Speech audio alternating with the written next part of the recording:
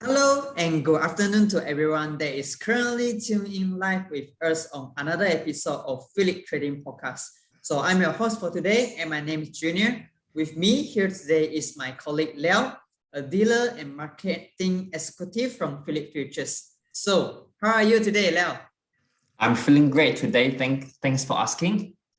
Good to hear that. Okay, so for today's podcast, we are discussing on the topic quality stocks during market turbulence. So to our audience out there who are currently investing in the stock market or interested to invest in stock market, do not miss out this podcast. And once again, I would like the help of all our beloved audience today to share this video to all your friends. The more people that you are watching this video, the more we are motivated to deliver great content to all of you.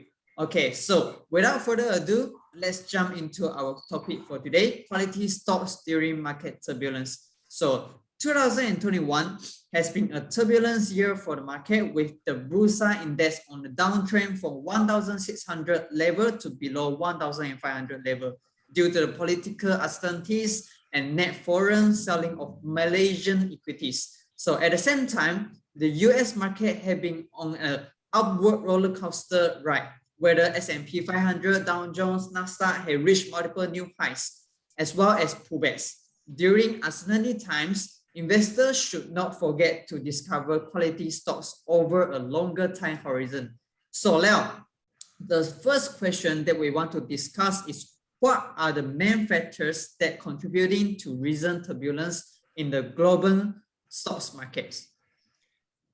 Okay, yeah, thank you, Junior. So first of all, let's have a look at the supply chain this year. So since early this year, COVID-19 vaccines became available around the world and economies around the world had reopened. Therefore, the demand for goods had increased sharply. But at the same time, companies in sectors such as warehousing struggle to attract and retain workers. So all of these factors combined has made containers piling up at major ports and ships waiting for weeks to dock. Pandemic disruptions continue to affect major ports and manufacturing facilities, and the higher demand for goods plus restriction on ports had made shipping costs skyrocket in 2021. Containers piled up on the docks and ships have to wait at the sea for weeks. The supply chain crisis has also made chip shortages in semiconductor manufacturing activities. The semiconductor production was unable to match the increased demand for electronics, whereas there were a lot of backlogs of chips orders as companies began to stockpile.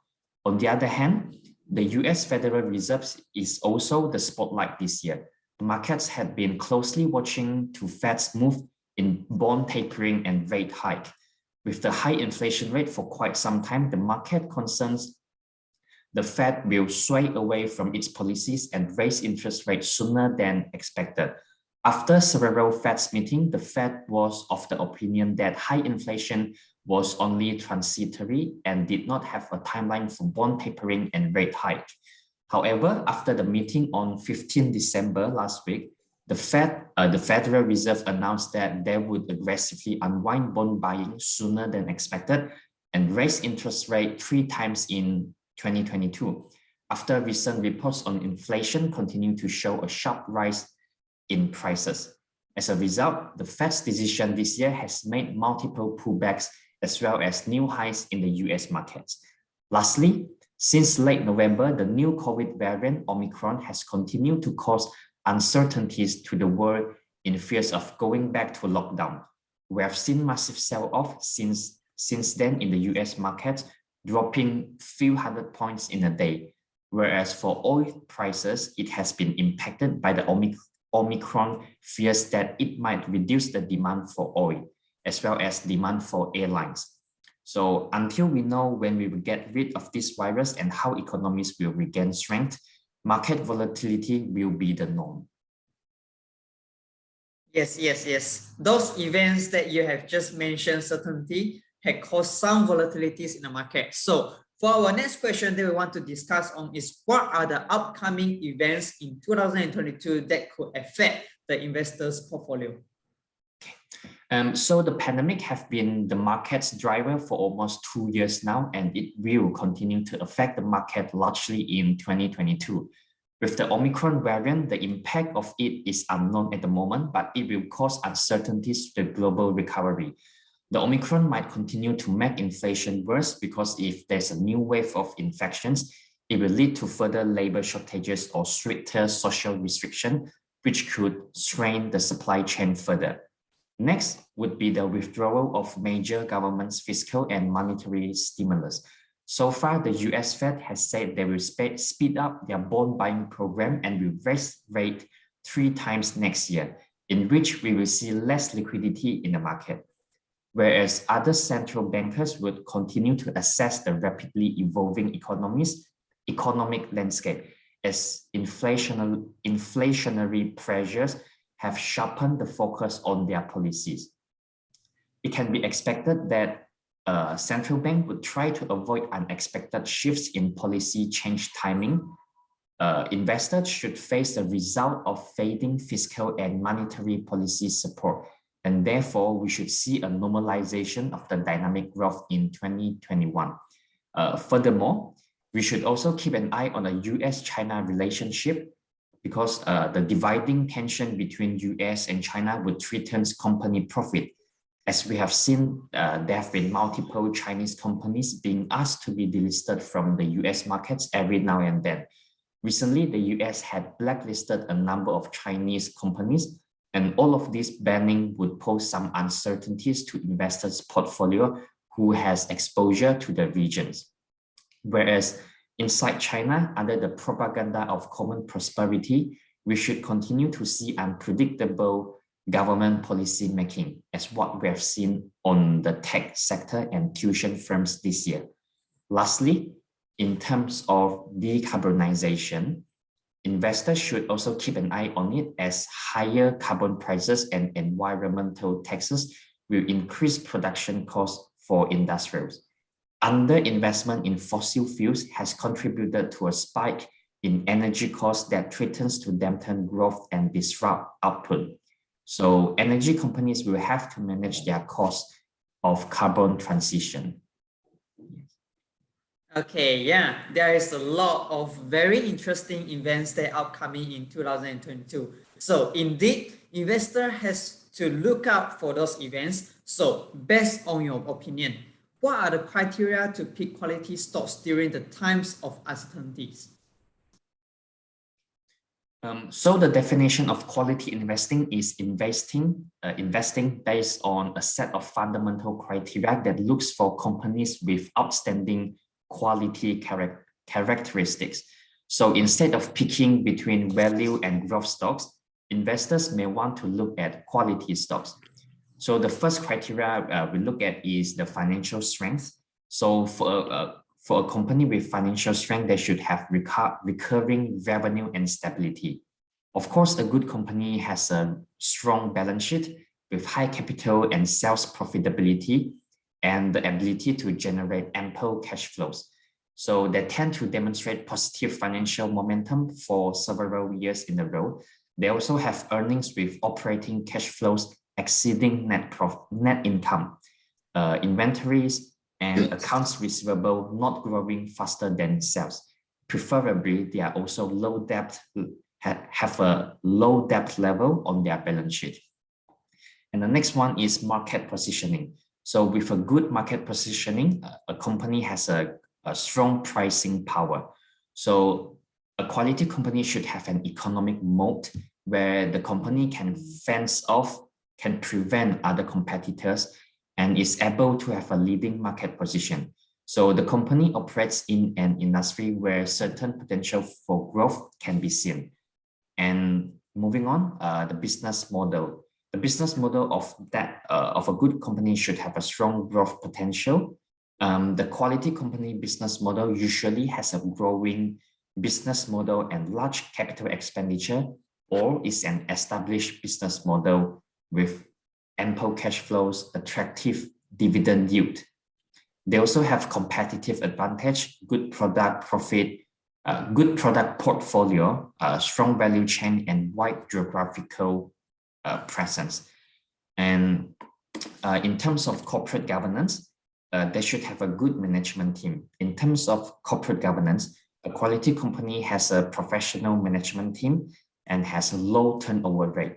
The corporate structure is transparent, plausible, and organized. And lastly is the attractive valuation. So valuation is ultimately related to quality. Attractive valuation, which is defined by high discounted cash flow and low PE ratio, becomes an element to identify in a company. And so the stocks with high earning power should be rooted based on a good fundamental basis, and the price is justified. Yeah, that's the fundamental that investors should always look on before they want to investing into a company. So our next question, that Leo, can you share the few companies that fulfill the criteria that you mentioned earlier? Yes. So in the US market, we first look at Visa company. So the company facilitates electronic funds transfer via credit and debit cards. So in terms of financial strength, the Visa company revenue and net income have been rising for about average of 17% and 19% respectively for the past 4 years. And their total asset has risen to about 20% since 2018. Whereas their cash position has rose 143%, which allows them to have a 12 billion shares buyback program this year. And in terms of their marketing positioning, Visa enjoy multiple competitive advantage where they have a strong network effect and brand awareness. The company is the 25th on the Forbes list as most valuable global brands in the world, with about 27 billion worth of value. On top of its dominance place worldwide, it is also launching a new consulting and advisory services to help clients navigate the world of cryptocurrencies. So this would make Visa ecosystem in the mainstream financial sector, as well as the surging crypto market. And also, Visa makes profit by selling services as a middleman between financial institutions and merchants. And currently, there's only a few big rivals, such as MasterCard and PayPal. So as long as there is transaction made around buyers and sellers around the world, Visa should have a portion of that transaction. So let's move on. Let's look at their corporate governance. So previously, Visa had awarded the Dow Jones Sustainability North America Index in 2017 and outperformed in industry average with the highest scoring areas in corporate governance, corporate citizenship, and philanthropy. Okay. So this year, Visa has fallen 22% last month when Amazon announced that it will stop accepting Visa credit cards in the UK next year. However, over the long term, Visa is expected to deliver 17.7% annualized returns as compared to the Nasdaq 11.6% and S&P 9.9%. And over the next 5 years, analysts expect a 21% returns from the S&P 500 and potentially a 140% from Visa. The second US company we are looking at is Verizon Communication. So Verizon cash position has increased tremendously at 1,030% over the past 4 years, despite with only 2% growth in revenue. Whereas their total asset had grown at a 43% rate. In terms of market positioning, although the US wireless market is saturated and many consumers have delayed upgrading to new smartphones, Verizon now owns sufficient 5G as it aims to reach 175 million people at the end of 2022. Okay, so Verizon has also partnered with Amazon Web Services, the cloud computing arm of Amazon, to develop 5G apps for the web-connected industrial devices. Verizon is currently a wireless business and serves about 91 million postpaid and 4 million prepaid phone users. Okay, so there is also another 25 million data devices like tablets via its nationwide network. So it has made Verizon the largest US wireless carrier. So the company has agreed to acquire TracFone, a wireless reseller that serves about 20 million prepaid customers in the US. Okay, so in terms of corporate governance, their senior leadership is new, with Westberg serve as Nesberg served as network gear maker as Ericsson's CEO before joining Verizon. Okay, and Verizon has a traveling 12-month PE ratio of 9.8 times. So the historical average of roughly 15 times shows a good value for the stock, as investors are paying lower share prices relative to the company's earnings. Okay, so whereas in Malaysia, we are looking at Malaysia Airport Holdings Bhd. So obviously, Malaysia Airports Holdings Bhd would have negative revenue and cash flows, which make their financial performance extremely bad at the moment. But however, we should be preparing for this stock when eventually the pandemic ends. Therefore, we should look at the other aspects of this stock. So Malaysia Airport is one of the largest airport operator groups in the world in terms of number of passengers and one international airport in Turkey. The stock is seen as a good proxy to travel and tourism, given its dominance in the airport segment locally and its significant market share in Turkey. Given its strategic position in the economy, it is believed that it warrants stronger support from various stakeholders that should help it tide through the pandemic and the current downturn in the air travel market. So Malaysia Airports generates revenue from aircraft landing and parking fees, passenger service charges, and other airline charges. Okay. So the board of director and management of Malaysia Airport Holding Bhd has the highest standards of corporate governance, where the company remains unreservedly committed in ensuring a strong corporate governance practices. Lastly, let's have a look at the attractive valuation. So since the beginning of the pandemic, the share price has fell 22% in last year from a peak of 9.8 ringgit in August 2018. So despite the currently company's valuation is at a negative territory, however, moving forward, we shall see an attractive valuation when worldwide travel comes back from the uncertainty caused by the COVID-19. So, and the last company we look at is Public Bank. So for the past 4 financial years, Public Bank revenue and total asset have been rising constantly at an average rate of 5% to 14%, whereas its cash position has risen 24% from the past 4 years. And Public Bank is one of the top banking group in Malaysia by asset size and have consecutive profit track of record for the group. Okay. So Public Bank has also have a strong corporate governance in terms of risk management and disciplined cost control, which have enabled the banking group to build sufficient buffers to cushion the adverse impact caused by the pandemic. Okay, so this is very interesting. So now let's see how those companies will perform in 2022. So for our last question that we want to discuss is, for the long-term stocks investment, what are the exit strategies that investors that can employ? Okay. So the exit strategy for long-term investing is the plan to exit the stock markets when the criteria of the quality stocks has faded.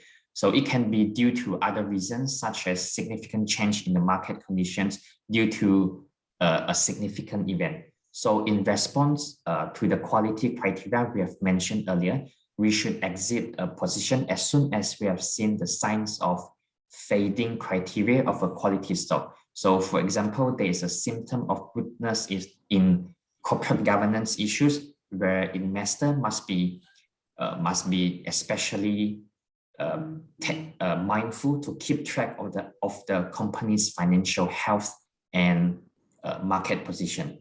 And so lastly, investors also need to keep an eye on the debt level, as the higher the debt level, the higher possibility a company could run into problem.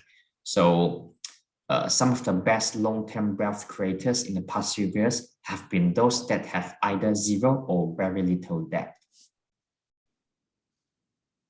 Wow. Thank you, Leo, for your wonderful sharing. And I hope it will help the new investor out there. And to our audience who are very interested to invest in stocks, you can now trade Bursa, NYSE, and Nasdaq stock CFD with Phillip Futures with a margin of as low as 10%. Investors with smaller capital can now invest in listed companies on Bursa, NYSE, and Nasdaq CFD.